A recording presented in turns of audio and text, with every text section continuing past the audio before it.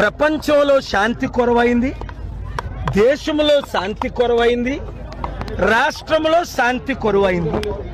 దానికి ఉదాహరణే మణిపూర్. లక్షల మంది కనిపించకపోవడం, వేల సంఘాలను కూల్చేయడం.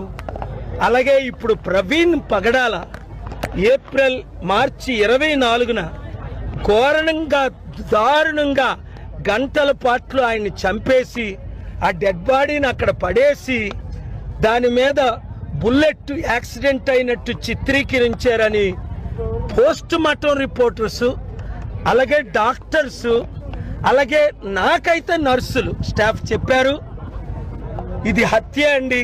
ఒక సర్కిల్ ఇన్స్పెక్టర్ చెప్పారు ఇది హత్య అని. తెలిసిన ఫ్యామిలీ మెంబర్స్ మేము మాట్లాడలేము, ఇది హత్యనండి. ఆయన ఎవరితో 45 నిమిషాలు మాట్లాడారో చనిపోక ముందు ఆయన చెప్పారు ఇలాగ రుజువులతో నేను చూడలేదు, ఇది హత్య యాక్సిడెంటా.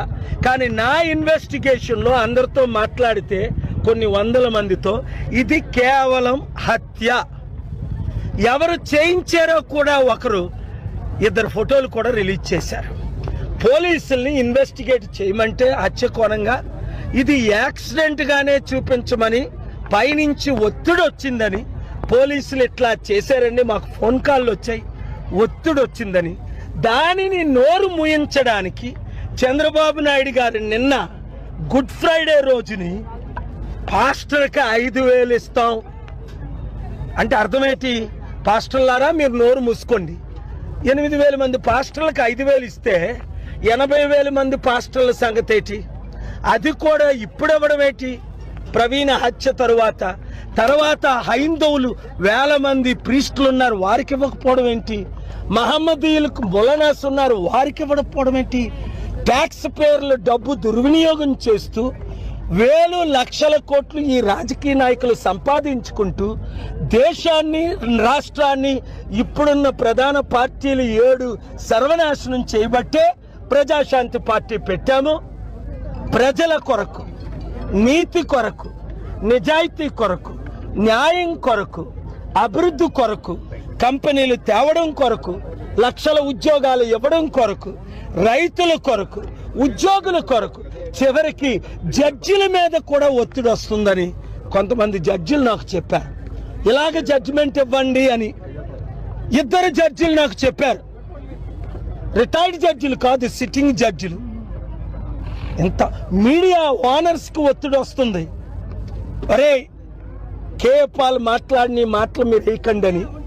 కొంతమంది బానిసలు అయిపోతున్నారు, ఎక్కువ మంది ఈ సత్యాన్ని నేను ఎందుకు ప్రజాశాంతి పార్టీ పెట్టానో తెలిసి గనక చూపిస్తున్నారు. కాబట్టి హిందూ ముస్లిం క్రిస్టియన్స్ శాంతిగా ఉండాలంటే, అభివృద్ధి జరగాలంటే, మరలా మణిపూర్ మన తెలుగు రాష్ట్రాలు కాకుండా ఉండాలంటే వింటున్న ప్రతి ఒక్కరు 7569441275కి పటాన్ చెరువనో, కరీంనగరనో, ఖమ్మమనో, తణుకనో మీ నియోజకవర్గం పేరు ముందు పెట్టి నా పేరు మీ పేరు పెట్టి 100 మందిని చేర్చండి. ఈరోజు 1000 మంది ఎలాగైతే కమిట్ అయ్యారు, 3,000 4,000 మంది కమిట్ అయ్యారు, అలాగే మీరు కూడా ఒక్కొక్కరు గ్రూపు పెట్టండి.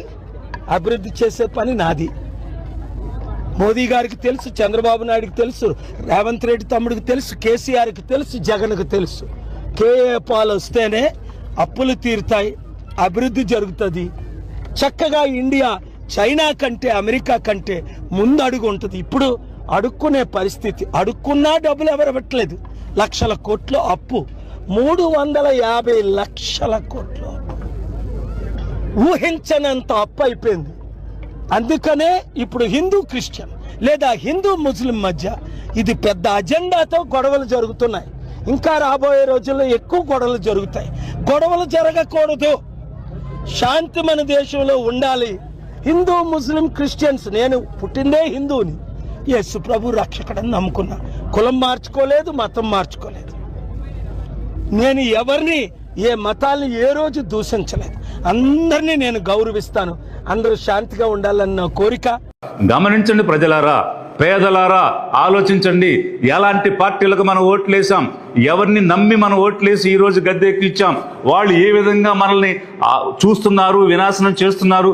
మనకు వచ్చినటువంటి బాధను కానీ అనుమానాన్ని కానీ పట్టించుకోకుండా కనీసం ఇది నిజం అని చెప్పడానికి కూడా సాహసించకుండా ముందుకు రాకుండా ఏ పార్టీ కూడా ఈ పేదల పక్షాన్ని నిలబడటం లేదంటే పేదలను కేవలం వాడుకునేవారే తప్ప ఆదుకునేవారు లేరు, అండగా నిలబడేవారు లేరు అని చెప్పడానికి ఇంతకు మించిన నిదర్శనం కావాలా?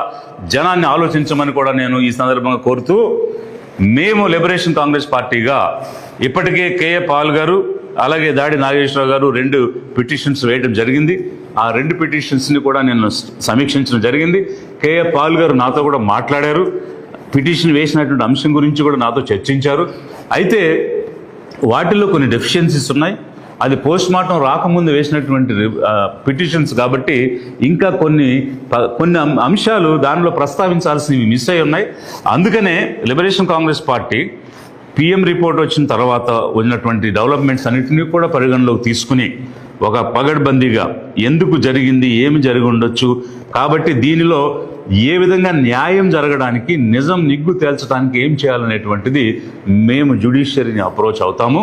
తప్పకుండా కోర్టు ద్వారా పబ్లిక్ ఇంట్రెస్ట్ లిటిగేషన్ ద్వారా ఈ అంశాన్ని వెలికి తీయటం అనేటువంటిది ఒకవైపు అయితే, సమాజంలో ఉన్నటువంటి పేద వర్గాలలో సంఘాలలో ఉన్నటువంటి పెద్దలందరినీ కూడా కలుపుకుని ఒక జాయింట్ యాక్షన్ కమిటీ లాంటిది ఏర్పాటు చేసుకుని ఒక నిజ నిర్ధారణ ఫ్యాక్ట్ ఫైండింగ్ అనేటువంటిది కూడా చేసి రాబోయేటువంటి రోజుల్లో ఏది వాస్తవం ఏది అవాస్తవం, ఎవరు నిజం ఎవరు అబద్ధం, ఎవరు వాడుకుంటున్నారు ఎవరు దోచుకుంటున్నారు ఎవరు దోపిడీ చేస్తున్నారు అనేటువంటి అంశాలన్నింటినీ కూడా ప్రజల ముందుకు తీసుకొస్తామని చెప్పేసి తెలియజేస్తున్నాను.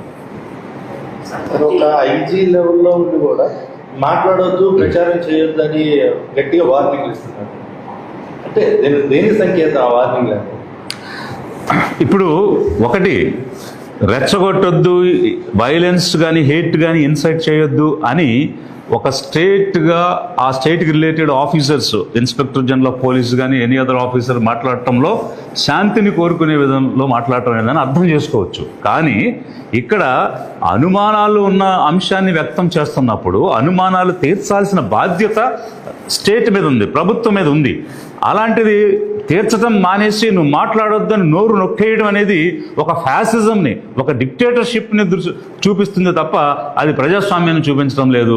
కాబట్టి మాట్లాడే హక్కు రాజ్యాంగం ఇచ్చింది, స్వేచ్ఛ రాజ్యాంగం ఇచ్చింది, సమానత్వం రాజ్యాంగం ఇచ్చింది. ఖచ్చితంగా మాట్లాడనివ్వాలి, ప్రజల నిరసన తెలియజేయనివ్వాలి. It's a fundamental right.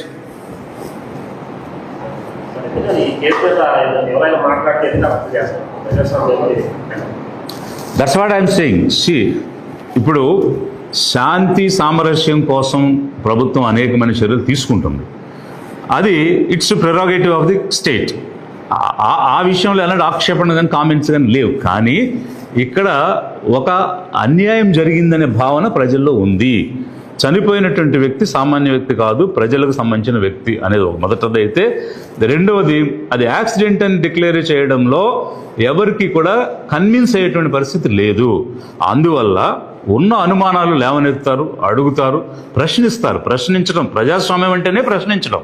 So ప్రశ్నించే వ్యక్తులకు సమాధానం చెప్పాల్సిన బాధ్యత రాష్ట్ర ప్రభుత్వానికి ఉంది. అలాంటి అనుమానాలు రాకుండా ప్రాపర్గా ఇన్వెస్టిగేట్ చేస్తుంటే అసలు ప్రశ్నలే తలెత్తావు. మేము అనేకమైన ప్రశ్నలు చెప్పాము, ఈరోజు అనేకమైన ప్రశ్నలు అడుగుతున్నాం, దేనికి సమాధానం రాలేదు. రానప్పుడు అనేకమైనటువంటి క్వశ్చన్స్ రావడం సహజంగా జరుగుద్ది డెమోక్రసీలో. It's state's responsibility to dispel the doubts.